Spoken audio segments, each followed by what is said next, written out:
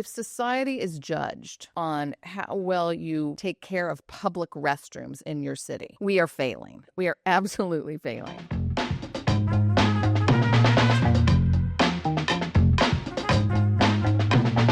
"1,200 acres in the middle of San Diego, 17 museums, the Old Globe, the Spreckles Organ Pavilion, Spanish Village, the San Diego Zoo, gardens that go back more than a century, and the Botanical Building, one of the largest lath structures in the world, which after almost 3 years of construction reopened to the public in December 2024.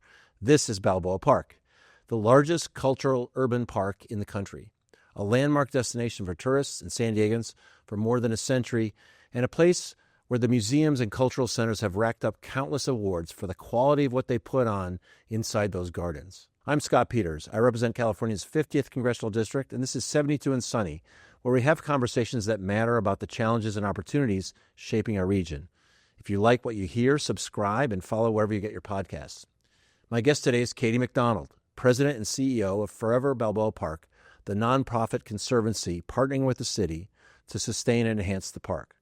3 decades in San Diego nonprofit leadership at the Symphony, the Museum of Art, and now leading the most important capital projects this park has seen in a generation. We're going to talk about what makes Balboa Park, what it takes to keep it standing, and how we build a funding model that doesn't put it on the chopping block every time the city has a tough budget year. Katie, welcome. Thank you, Scott. Beautiful introduction. Thanks for being here. I really appreciate it. I always like talking to you anyway. Secret to the audience.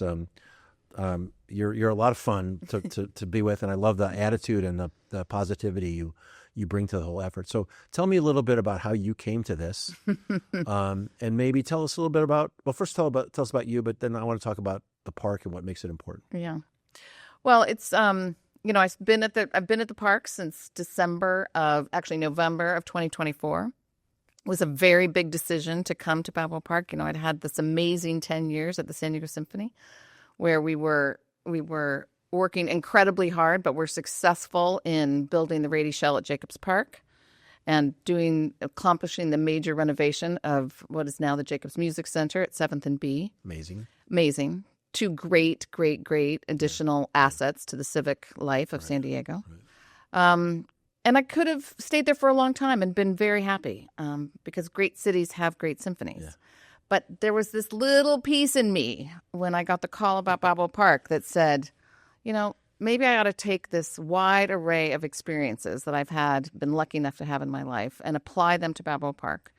And what really stuck in my head is there really is no other civic asset like Balboa Park anywhere in the county of San Diego that matters more than what we actually do in those 1,200 acres. That's cool. It sounds like you have the right job then. So for someone who's never set foot in Balboa Park, why don't you tell us what's in the 1,200 acres and what makes it important and special for San Diego? So first of all, let's put the park in its general context. So there is no other park in the entire country of 1,200 acres located within the urban core of the city. So I just want San Diegans to remember that this is one of our greatest opportunities. Not other cities don't get this kind of opportunity, right? So what can you see in Balboa Park? You mentioned the number of museums that are there, but there are also 25 gardens that people can go and explore. We have the whole recreational area with Morley Field and the swimming pool over there. There's the bocce ball and the lawn bowling courts. Mm-hmm. There's an archery system. There's one of the best Frisbee golf courses in the country there. There are 2 golf courses, not to mention 63 miles of trails that you can walk and enjoy kind of open land. So it's a plethora of choices, and everybody can find something that matters to them there. The Botanical Building was a real triumph. You gave me a tour of it. I was really impressed. And I think it's always it's fun to see things about San Diego that impress you. Jackie, what's her last name? Jackie Higgins. Jackie Higgins, yes. Really gave me a star tour on that of that building. She explained that back in 2015, they built that building, which is open to the air. Yeah. To show people around the world that you could grow any plant in San Diego. Of course, right. Now people take that kind of thing for granted. But it did remind me that the Botanical Building in D.C. is enclosed. Of course. And feels like a sauna. Of course.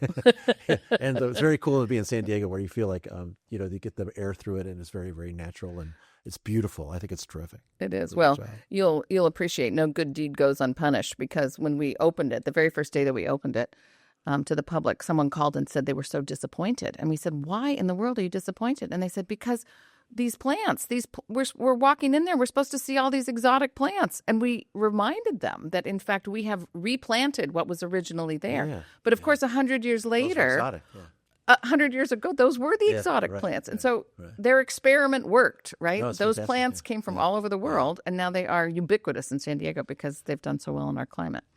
So I think we'll have project by project success like that, and that's great. I know that there's that effort now to updo the Museum of Art, which is great. Yes. Tell me though, like what you hear consistently is that there's a real backlog in infrastructure, that we're really far behind in building infrastructure. What are we talking about there, and what are the problems that we face if we don't deal with that, and kind of what are we talking about, and how much is that going to cost? So let's go back one step, right? The Balboa Park is owned and operated by the city of San Diego. And then there are individual leases in the city-owned buildings around the park, right? So the effort that the San Diego Museum of Art is undertaking is a project that they're working on themselves as an independent organization. The Mingei just has finished an incredible improvement. The Japanese Friendship Garden is looking at something similar. So there are wonderful organizations working on independent projects, but then there is the whole park in general that is funded by about $14 million a year from the city of San Diego, right? And so that money is just paying for basic maintenance. So mowing of lawns, picking up the trash, cleaning those really embarrassing bathrooms, right? Yeah. So that effort kind of lives independently from this overall need of long-term infrastructure improvement. And what we know is that there are between anywhere, the range is from $500 million to $1 billion of deferred maintenance that has not been taken care of in Balboa Park. So we're talking about water systems, we're talking about electrical systems, we're talking about individual problems in the various buildings around the park.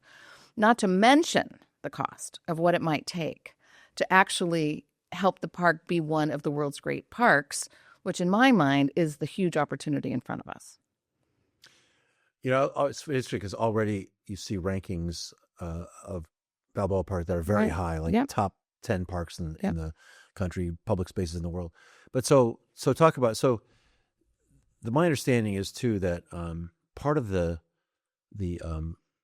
backlog is the infrastructure, the roofs, the plumbing in those buildings themselves. Mm-hmm. That you say are paying for their own projects, but they're not paying for their own buildings, right? Well, they pay the way the leases work is those individual institutions are responsible for what happens within their own buildings, and then the city theoretically is responsible for the outside of those buildings. But there's a little caveat in the contract and these leases that says if the city has money. And so when the city doesn't have money, then the city can't contribute to that. And yet the institutions, because they are responsible guardians of what they're doing inside, feel the responsibility to get it fixed. So it causes a lot of tension, shall we say. Yeah. Because, then nobody cares about the roof, right? It's hard to raise money from a donor for a $7 million roof. It's not a sexy project, right? Although those great donors to the Natural History Museum did do that, and we're grateful to them for doing that. But when you talk about the quantity of infrastructure that's unfunded in the park, you're not talking about the individual museum buildings. That's extra. No, it's part of it. Okay. It's part of those overall numbers. But let's just talk about bathrooms, for instance, right? There are bathrooms. If society is judged on how well you allow and take care of public restrooms in your city, we are failing. We are absolutely failing. I think someone told me it was how you take care of your children. But let's talk about the public bathrooms. We're talking about parks today. Okay, so it's public, public bathrooms, right? It's not something about which we should be proud. Yeah. So those are one of the things that absolutely need. So other things you experience in the park if there's no maintenance. Yeah. What else? So what I like to say, the best way to describe it really is that the park is showing its age, right? So there are arcades along the park that are between these cultural institutions, for instance, right? And you'll see that the stucco is coming off of the side of the building. And of course, the city's concerned about actually cleaning that stucco because it's so fragile that if you were to clean it with a power washer, it might disintegrate the whole thing, right? So these are the kinds of things that happen in buildings that were intended to be short-term buildings. You know, there were only 4 buildings in the 1915 exposition that were intended to be permanent, right? The Oregon Pavilion, the Botanical Building, the California Tower, and the Laurel Street Bridge. Say why that is. Well, in 1915. In 1915, right? In 1915, so you know we had this beautiful exposition, and let's talk a little bit about the foresight that those leaders. Yes, I don't think everyone knows about the exposition. Okay, it's a really cool story, and it's a very interesting part of San Diego's history, right? So the whole thing started in 1868 when the city leaders set aside what then was 1,400 acres of land in the center of the city to be open space for our city. The idea being that we would have this downtown area right on the beautiful bay, across from the ocean, and then up on the hill, you would have open space that could be a place for recreational activities and cultural institutions. Can you imagine? I mean, think about the foresight that they had, that you could stand on the hill of Balboa Park, look out on the downtown area where you had businesses and people living, and then you looked out to the bay with the boats, and then you looked out to the ocean. What more beautiful place in the world is there? So they had this idea in 1868. And then over time, city leaders found opportunities. There were needs in the city, and we found opportunities to use Balboa Park to help the city along. So in 1915, we were, of course, as a country, we were celebrating the opening of the Panama Canal. And the city of San Diego put in an application to be the location for the World's Fair, and that we would build, that we would, celebrate on where Balboa Park is now. San Francisco was awarded that World's Fair in part because I think everyone believed they were still really recovering from the major earthquake and fire. Oh, it was a sympathy thing. It was a sympathy thing, exactly. But San Diegans were not bullied by this or depressed by this, so they said, we're just going to do it ourselves. So imagine this. So there were about, we think, 30,000 people living in the city at that time. They created this exposition, this California-Panama exposition. Over 1 million people came to San Diego. And the whole idea was, right, the Botanical Building, the Oregon Pavilion, come to San Diego and see what our temperate weather makes possible for people. And it was a roaring success. So they built these buildings to accommodate that celebration. They were intended not to be permanent, but San Diegans kind of fell in love with the architecture. They fell in love with the look of it, the feel of it.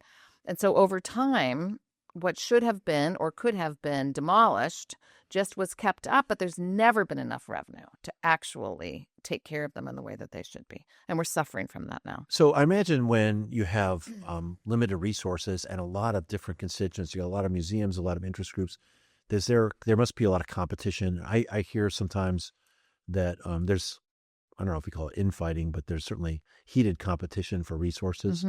How does that look to you? How would we deal with that? Yeah. Well, unfortunately, it's inevitable, I think, that would happen, right? We've got this incredible asset. As I mentioned, the city owns and operates the park, but no one manages the park. There's not one person at the city of San Diego that's in charge of Balboa Park. Why is that?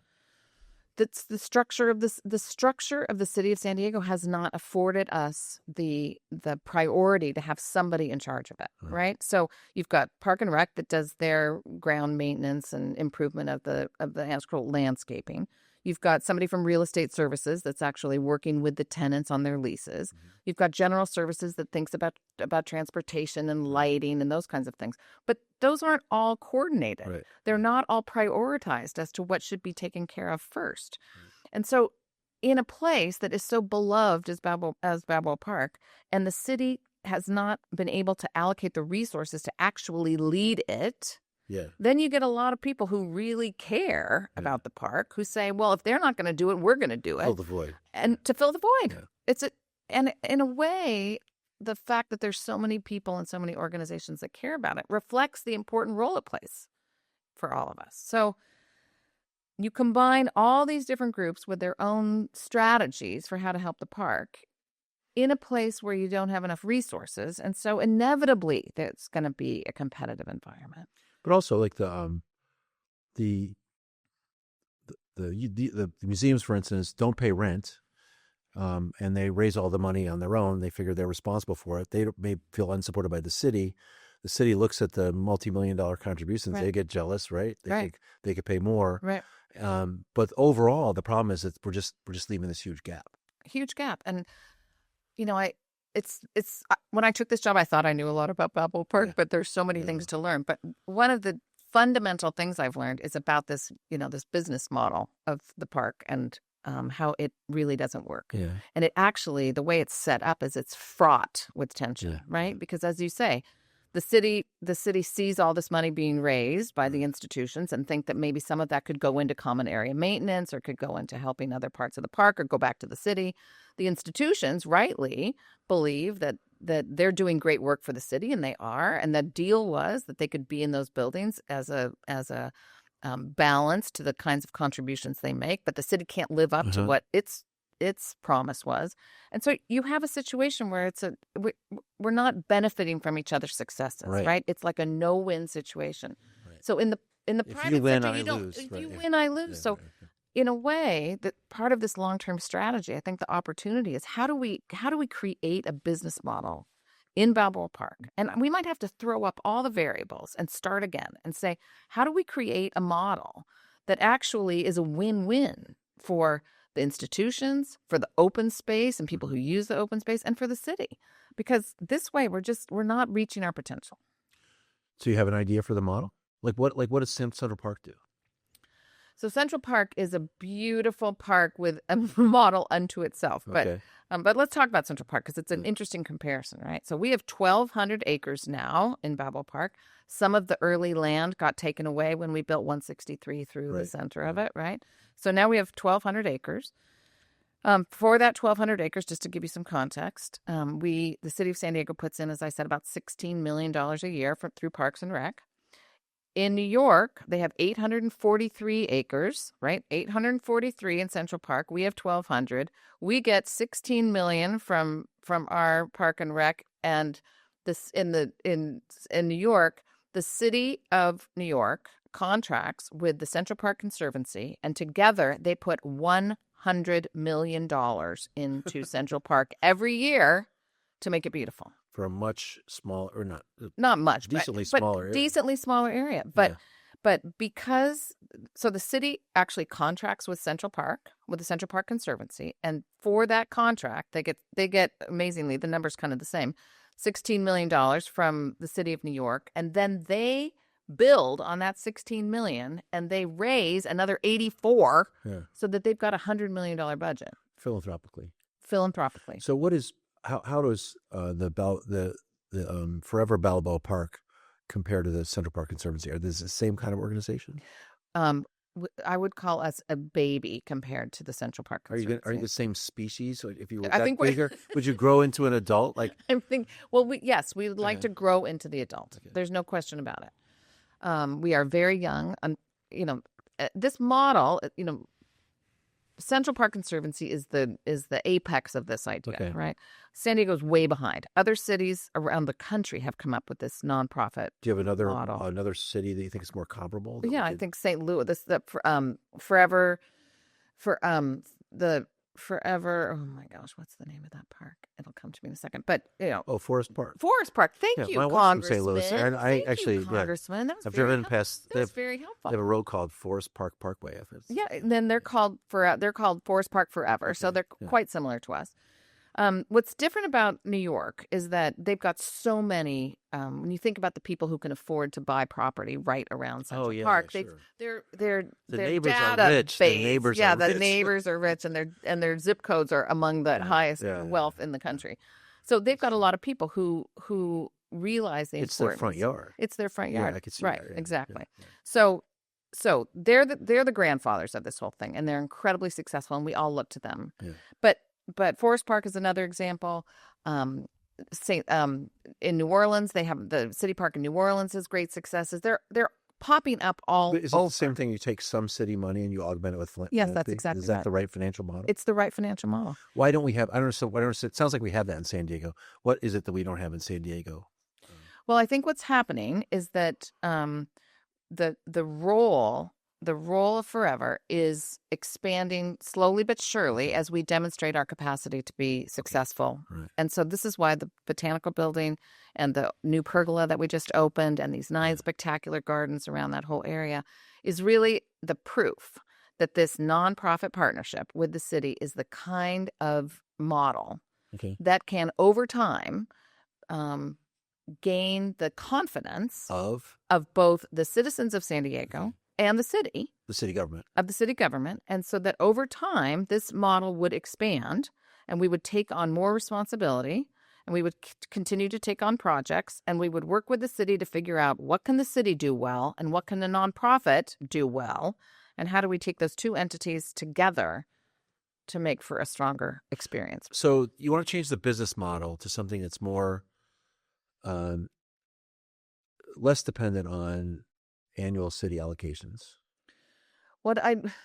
Theoretically, what I would really like to do is help the stakeholders figure out a model that is a win-win for everybody. So is that the cart before the horse, Katie? Do you want to do the plan first and show them, or are we talking about? We want to talk about I know there's some planning in progress now. What does that look like? Yeah. And is that the kind of thing that would inspire the investment that you're talking about? Yeah. So the city is undertaking a master planning review of Balboa Park. What is it review? What does that mean? Well, the master plan has, the last master plan was 30 years ago for Balboa Park. So for the East Mesa, the Central Mesa, and the West Mesa, many of the elements of that plan have not been completed, but we're going to do a new master plan. So we're going to look at the overall essence of what Balboa Park is. So they're going to do a current conditions study. They're going to look at the deferred maintenance that's happened. They're going to look at revenue sources, I think. Well, if you look at how new parks are being built around the country now, right? So the Brooklyn Bridge Park, for instance, in Brooklyn is a really interesting example. So when they built that park, they allocated certain acres of real estate for revenue generating phenomenon, right? So there's a hotel there, there's some housing there's some low income housing there, and the property tax that is generated from those real estate properties funds the park, right? So they've built in the funding structure as they built the park. We, of course, didn't have that because in 1868 they weren't thinking about that. Right. In 1915 they weren't thinking about that. So our job is harder in a way. We're having to take these 1,200 acres that have kind of evolved over time and kind of, I think, throw the variables up and say, what do we have and how do we fund this going forward? And some of it is, I think the private sector will help because I think the private sector really understands how important the park is to people's lives and to the economy and to our tourism draw. But they don't want to do the whole thing, and they shouldn't do the whole thing. I understand that.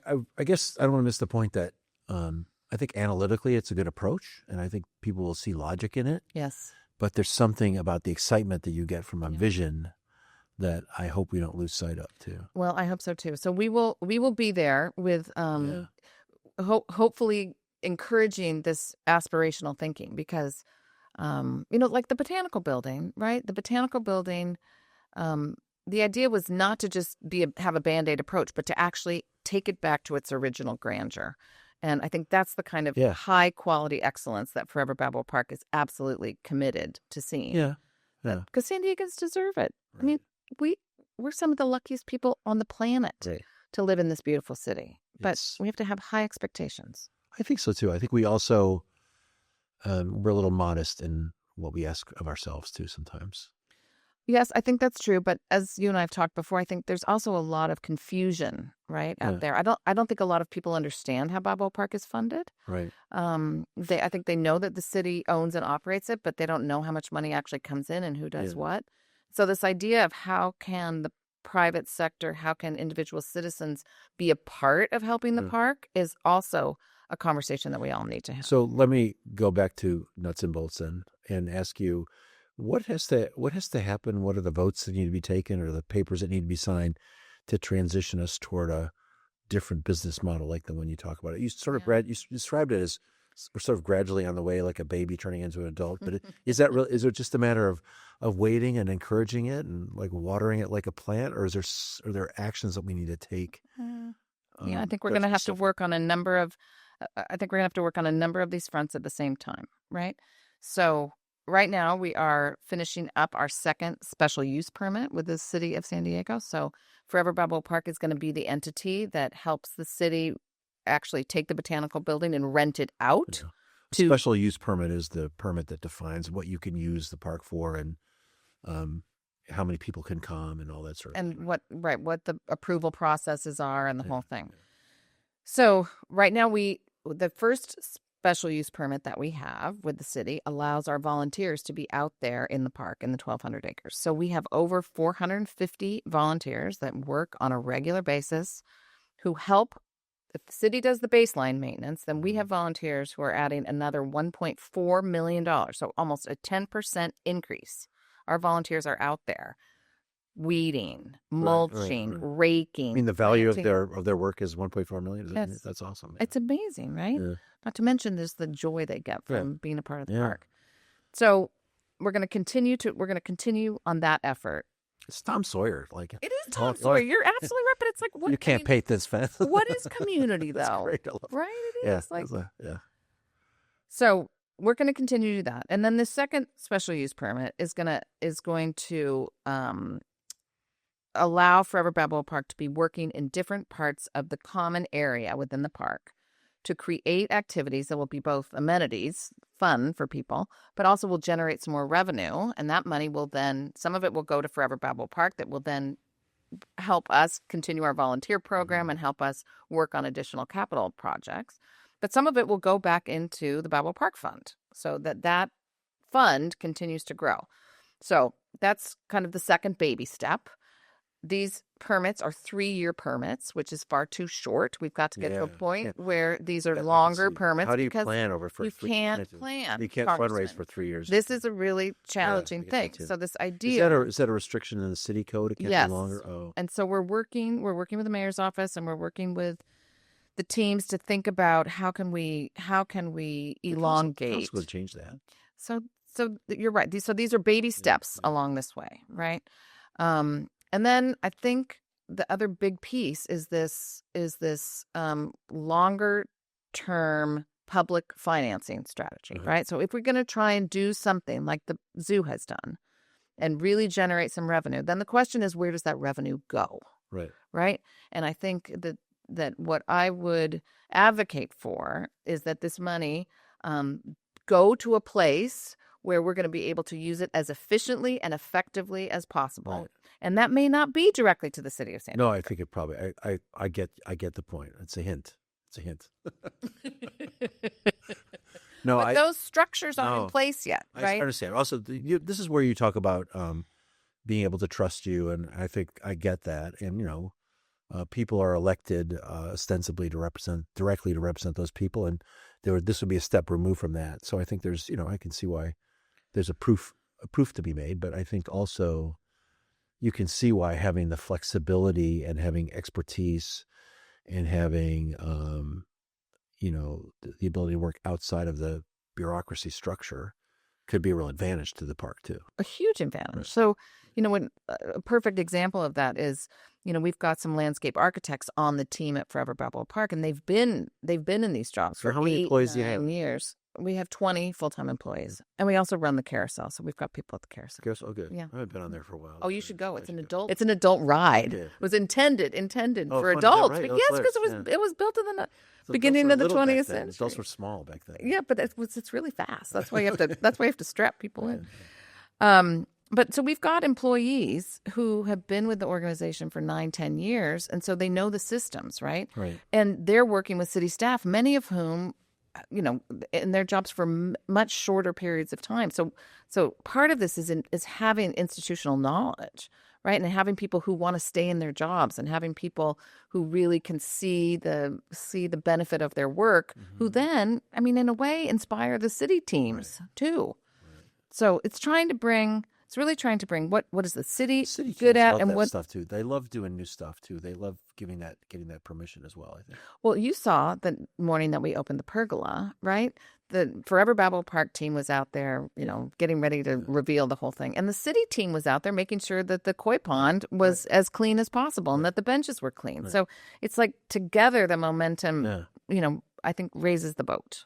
Well, how would you tell people, how can they help? And, in the interim, while we figure out what's going on, what can they do today to help the park? A couple of very specific things. But if you want to volunteer, there are a lot of opportunities for volunteering. So I would highly recommend that people look us up, foreverbalboapark.org. Always a chance to volunteer. And then we are a membership-driven organization, too. And so people can join the organization. You can become a member for $50. And then we've got ways for people to contribute, in whatever way they can. But the idea being that everybody can contribute in a way, with their time, with their energy, with small amounts of money, and other people who have the capacity can give in greater levels, like we needed on the Botanical Building. How do you get the word out about what's going on in the park?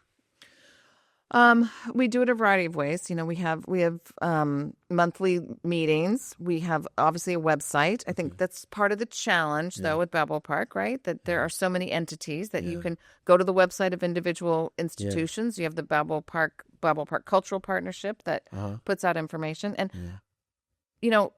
Forever Balboa Park is a combination of a number of different smaller nonprofit organizations. And I hope over time, we believe that a consolidation of these efforts will also make things easier for people to know how to be helpful. So how can we use this moment to sort of foster a discussion about a new business model, about Forever maybe having a different role, about, creating a vision that inspires the kind of philanthropy that would really be transformative? How can we use this moment to do that? Yeah. So we're doing a lot of things like this, talking to you, and we're thrilled. We're honestly thrilled that you care this much to really try and understand what's going on. So we'll continue talking about it. I think this master plan, this effort that the city's undertaking to really look at the master plan is an opportunity for a lot of public input, and this idea of governance is going to come up out of that. Good. I think there is some very serious interest in looking seriously and at what kind of revenue, public sector revenue, public financed revenue is going to be necessary. And as that research gets done, I think there'll be a lot of conversation about that. So in the interim, I think enjoying what we have and appreciating what we have and contributing financially as one can, but also being there to celebrate the incredible diversity that we are as a city and how lucky we are to be in one of the most beautiful locations in the world. In a negative time, the park can be one of those places of respite. And I think we can figure out ways for people to help make it better. Oh, Katie, I get to go to Washington, D.C. all the time. And you talk about negative times. It is so nice to be home. And I really enjoyed seeing the pergola and the Botanical Building. It was great. I'm rooting for you. I think people would admit that what we're doing right now isn't working. I think there's been frustration for as long as I've been in public service here, since I was on the city council in the 2000s.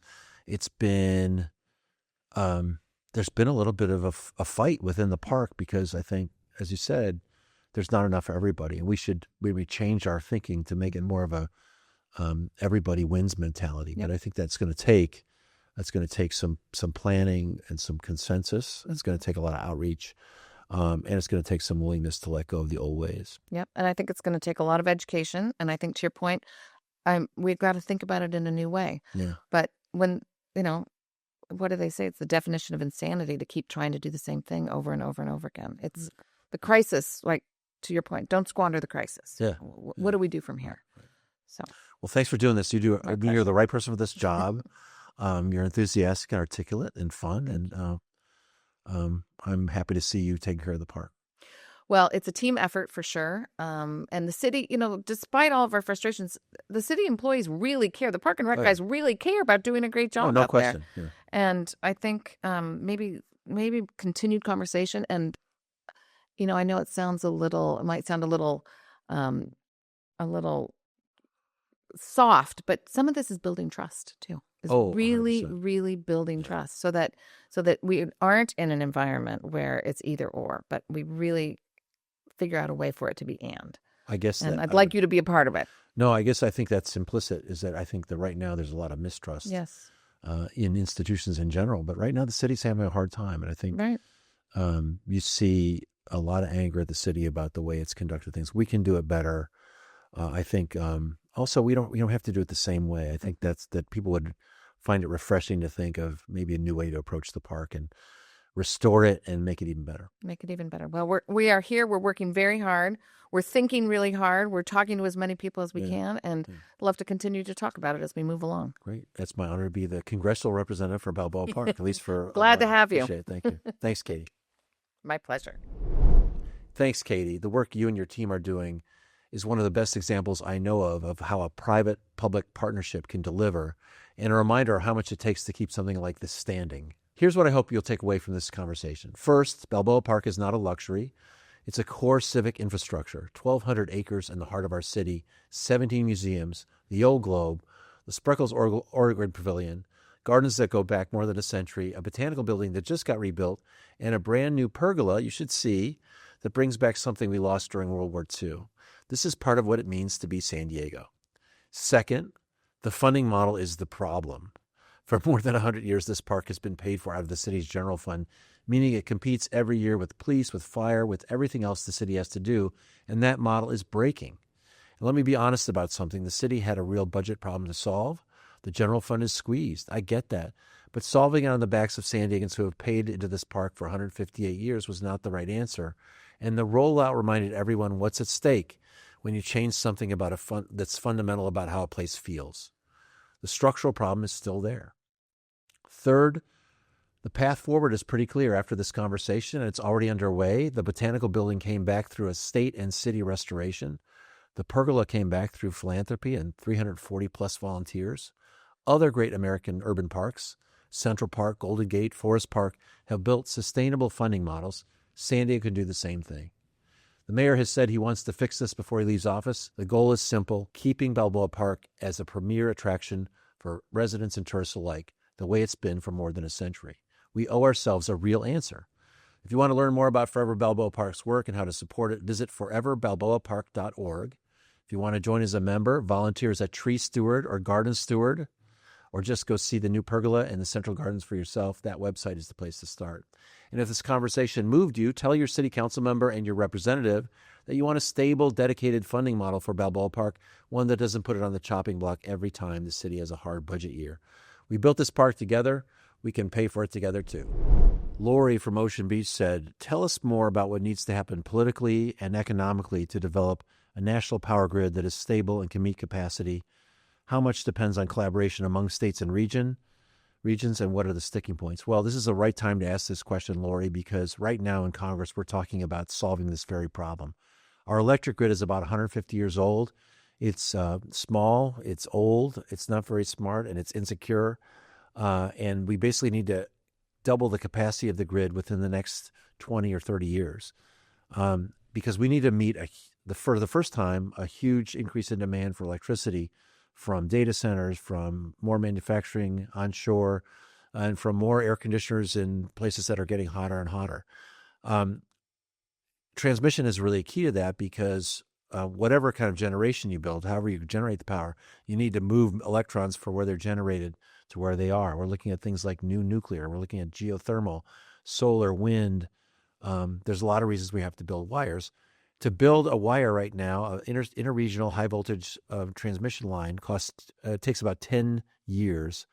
And the problem is that 7 years is processed. So we really need to cut down the time it takes to permit these things. That's one thing. The other thing we need to do is figure out how to allocate costs among regions. In the last Congress, Senator Manchin, a Democrat, and Senator Barrasso, a Republican, agreed on a way to allocate costs that's based on benefits. If you benefit, you pay. If you don't benefit, you don't pay for the line. And we didn't get that passed last year. We're going to try to do that again this year.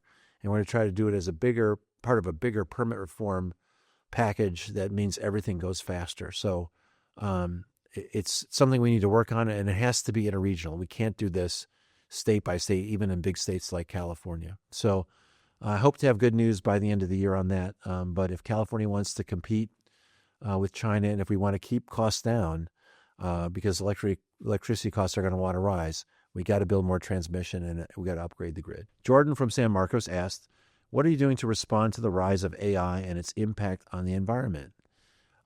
It's interesting because AI is one of the things with data centers that's really going to drive the first increase in demand for electricity we've seen in decades. For years, the demand was pretty stable, and in California, we've become real conservation-minded. We've used less electricity per person. That's all over now. And to be able to deal with the environmental impact, we need to facilitate the transition away from fossil fuel, coal and natural gas, toward a more diversified energy system that relies on renewables like nuclear, like wind and solar, like hydrothermal, and those things. We have to build a lot of transmission lines to support that, and we have to make things go faster. Right now, if you built any kind of generation in Kentucky, for instance, whether it's a gas plant or solar, they can't connect you to the wires because there's not enough space on the grid for that power. Microsoft wants to reopen 3 Mile Island to power its data center, which is great, nuclear power, very clean. But they were told by the utility that they can't hook it up till 2031 because there's no space in the wire. So we have to build out the transmission system. That's something we're looking at right now. We have to figure out a way to make permitting times quicker so it doesn't take 10 years to build a line that only takes 3 years for actual construction. And we have to figure out how to allocate costs, make sure that if you benefit, you pay. If you don't benefit, you don't pay. We're working on solving those problems this year, and I'm optimistic for a solution before the year ends. I'm Scott Peters. This is 72 and Sunny. I'll see you next time.